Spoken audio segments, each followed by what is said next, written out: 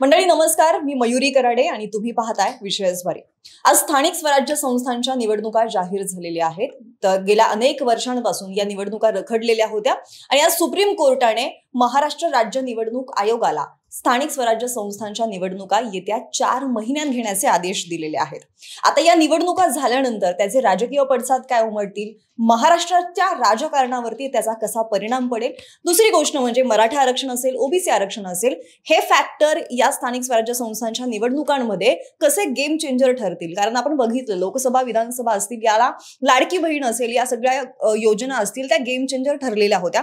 आता हे फॅक्टर आणि आणखी असे कुठले फॅक्टर आहेत जे स्थानिक स्वराज्य संस्थांच्या निवडणुकांमध्ये गेम चेंजर ठरू शकतील, गणित कशी असतील, या सगळ्याबद्दल अगदी सविस्तर चर्चा करण्यासाठी माझे सहकारी कैलास देसाई आपल्या सोबत आहेत। कैलास, आज आपण पाहिलं सुप्रीम कोर्टाने महाराष्ट्र राज्य निवडणूक आयोगाला आदेश दिलेले आहेत की येत्या 4 महिन्यामध्ये स्थानिक स्वराज्य संस्थांच्या निवडणुका घ्यायच्या। मात्र आता ह्या निवडणूक घेत असताना कोर्टाने नेमकं काय म्हटलेलं आहे? सुप्रीम कोर्टाने आज सुप्रीम कोर्टाने महाराष्ट्र राज्यातील स्थानिक स्वराज्य संस्थांच्या निवडणुकांच्या अनुषंगाने अत्यंत महत्त्वाचे आदेश निवडणूक आयोगाला दिलेले आहेत। आणि याच्यामध्ये महत्त्वाचं काय असेल तर सुप्रीम कोर्टाने जे काही ऑब्झर्वेशन्स दिलेले आहेत आणि जे काही निर्देश दिलेले आहेत ते महत्त्वाचे आहेत। आणि त्याच्यामध्ये पहिला असा सुप्रीम कोर्टाने सांगितलेलं आहे निवडणूक आयोगाला की येत्या 4 महिन्यांमध्ये या निवडणुका कंडक्ट झाल्या पाहिजेत, अशा पद्धतीचे स्पष्ट निर्देश सुप्रीम कोर्टाने दिलेले आहेत। आणि अगदी याच्या पुढे जाऊन सुप्रीम कोर्टाने असं सांगितलंय की येत्या 4 आठवड्यामध्ये म्हणजे येत्या महिन्याभरामध्ये या स्थानिक स्वराज्य संस्थांच्या निवडणुकांची अधिसूचना जाहीर करण्याची थेट आदेश सुप्रीम कोर्टाने दिलेले आहेत।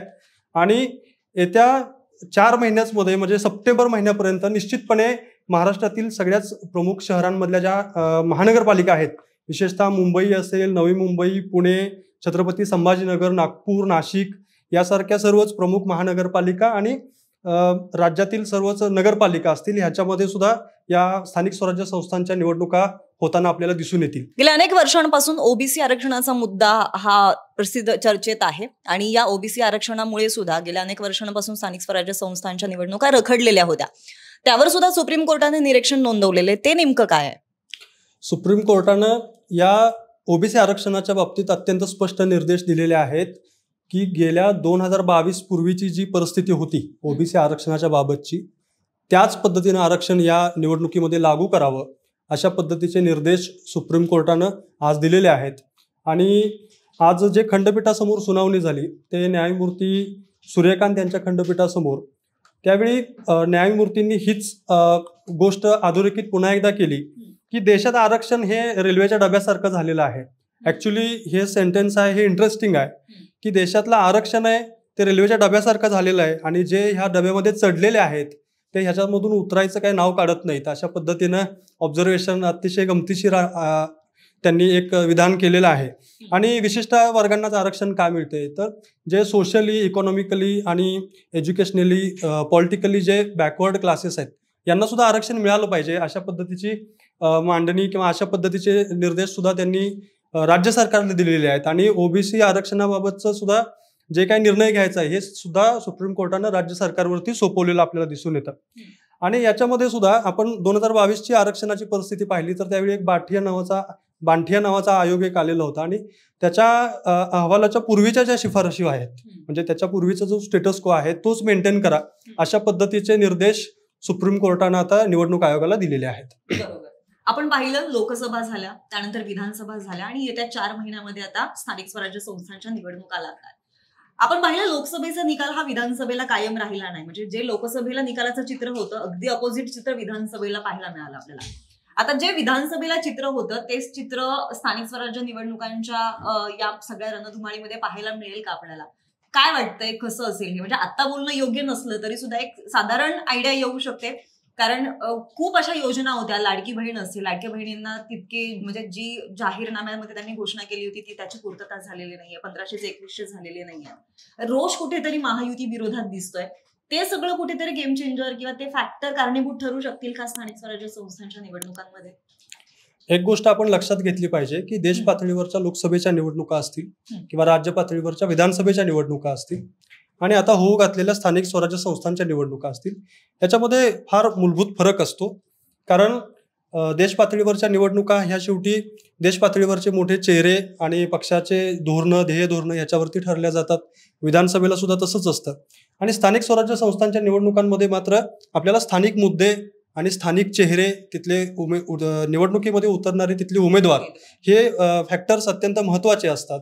आणि त्या दृष्टीनं आपण पाठीमागच्या निवडणुकांमधला जो काय पॅटर्न आहे मतदारांचा मतदान करण्याचा, तो या निवडणुकीमध्ये कंटिन्यू होईलच असं खात्रीनं आपल्याला आज तरी सांगता येत नाही. आणि दुसरी गोष्ट, तुम्ही असं म्हटला की लाडकी बहीण योजनेसारख्या योजनांचा इफेक्ट किती राहील. तर अलीकडच्या काळामध्ये आपण महाराष्ट्रामध्ये पाहतोय, विशेषतः ग्रामीण महाराष्ट्रामध्ये सुद्धा आपल्याला दिसून येते की एकतर लाडकी बहीण योजनेचा जो हप्ता आहे तो 2100 रुपये करणार अशा पद्धतीचं एक आश्वासन शासनाच्या वतीनं देण्यात आलेलं होतं. आणि तो हप्ता अद्याप 1500 रुपयेचा आहे. त्यामुळे त्याची एक मोठ्या प्रमाणात चर्चा सामान्य लोकांमध्ये आपल्याला दिसते, विशेषतः महिला वर्गामध्ये. दुसऱ्या बाजूला लाडकी बहीण योजनेकडे मोठ्या प्रमाणामध्ये निधी वळवल्यामुळं इतर जे विभाग आहेत शासनाचे, ह्याच्या निधीमध्ये कपात मोठ्या प्रमाणात होतीये असं दिसून येते. अलीकडच्या काळामध्ये मंत्री असलेले संजय शिरसाट यांनी अजितदादांवरती आरोप सुद्धा मोठ्या प्रमाणामध्ये केले की अर्थ खात्यानं आमचा निधी अमुक अमुक खात्याकडे वळवला म्हणून. तर अशा पद्धतीनं निधीची कपात झाल्यामुळं ग्रामीण भागात आणि शहरामध्ये सुद्धा अनेक ठिकाणी निधीच्या कमतरतेमुळे विकास कामं रखडलेली आहेत.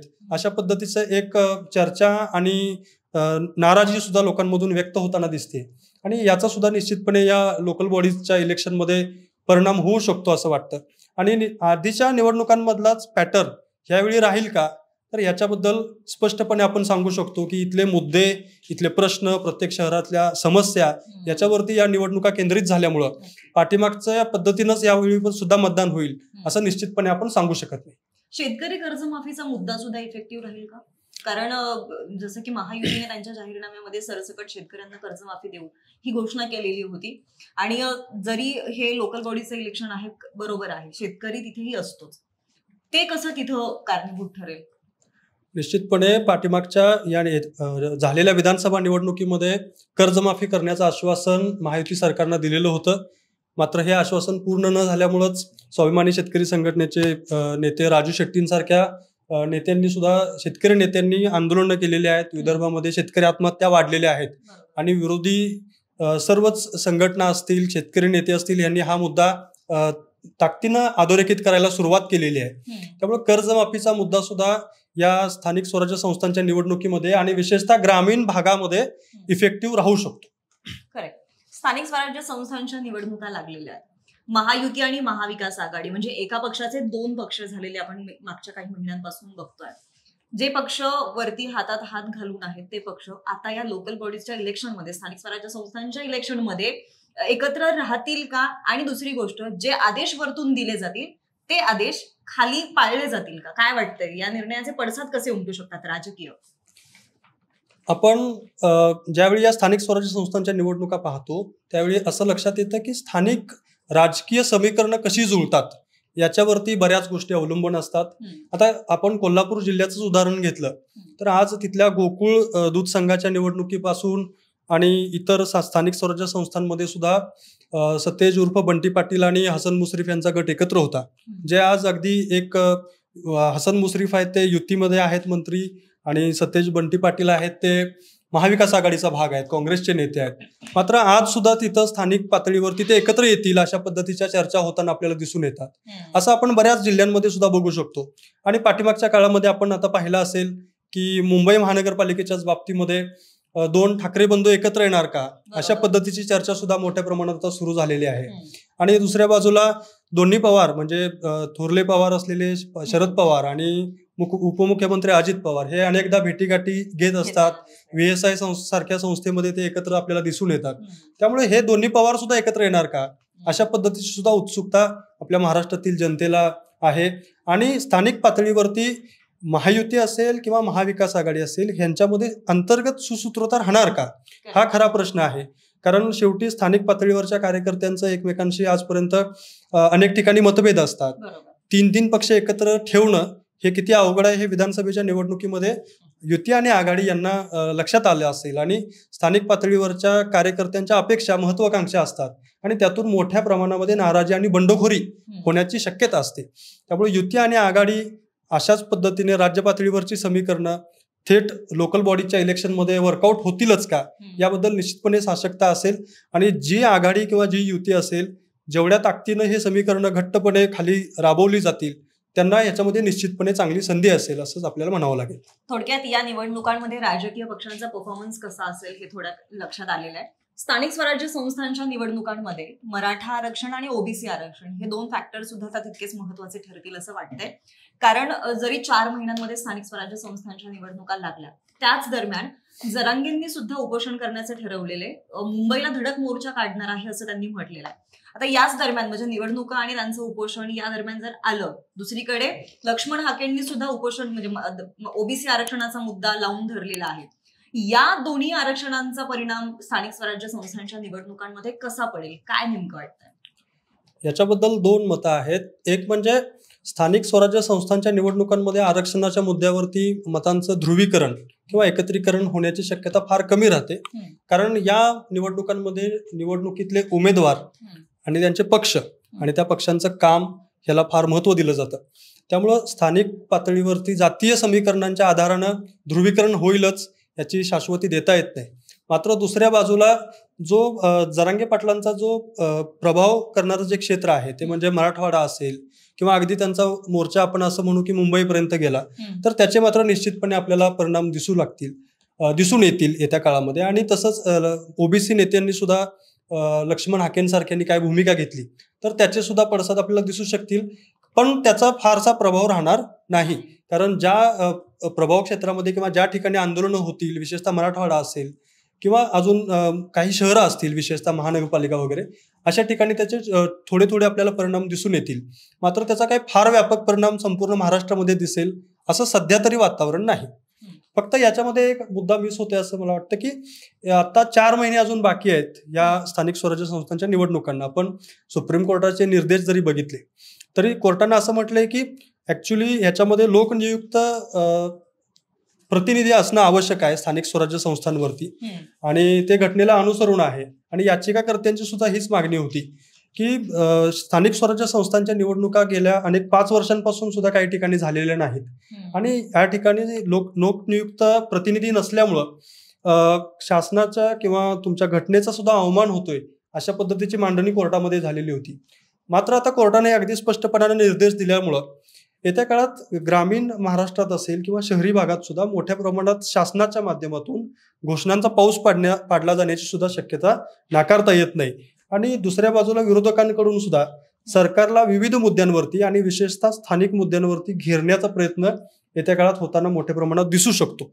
कारण निवडणुका 4 महिन्यात आहेत, त्यामुळं लोकांना प्रभावित करण्यासाठी शासनाकडून योजनांचा घोषणांचा पाऊस पाडणं आणि विरोधकांकडून शासनाला घेरण्याचा प्रयत्न होणं, याच्यामध्ये आता किती मोठ्या प्रमाणामध्ये आपल्याला बदल दिसतील हे येत्या काळात पाहावं लागेल. नक्कीच कैलास, आपण बघितलं येत्या 4 महिन्यांमध्ये स्थानिक स्वराज्य संस्थांच्या निवडणुका लागतील आणि 4 आठवड्यांमध्ये साधारण 1 महिनाभर त्याची अधिसूचना सुद्धा निघेल.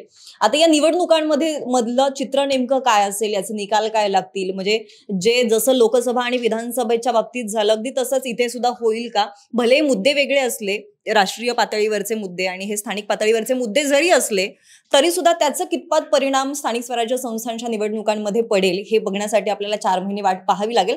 मात्र तुम्हाला काय वाटतंय, आजूबाजूचे मुद्दे, आजूबाजूच्या ज्या बदलत्या घटना पाहता किंवा महायुती सरकारने दिलेली घोषणा किंवा त्यांच्या जाहीरनाम्यांमध्ये केलेली योजनांचा पाऊस आणि मग त्याची न होणारी पूर्तता, जसं की लाडकी बहीण असेल किंवा शेतकऱ्यांची कर्जमाफी असेल, हे सगळे मुद्दे ज्या प्रकारे बदलत चाललेले आहेत, ज्या प्रकारे घोषणा दिल्या जातात मात्र त्याची पूर्तता होत नाही, किंवा स्थानिक पातळीवरती सुद्धा असे काही मुद्दे असतील, त्याचा परिणाम नेमका येत्या काळात कसा पडेल हे बघण्यासाठी तुम्ही 4 महिने आपल्याला सगळ्यांनाच वाट पाहावी लागेल. कैलास माझे सहकारी जे या विषयावरती त्यांचं लक्ष असतं आणि त्यांच्याकडून आज आपण जाणून घेतलं की स्थानिक स्वराज्य संस्थांच्या निवडणुकांमध्ये नेमकं कसं असेल हे सगळं गणित.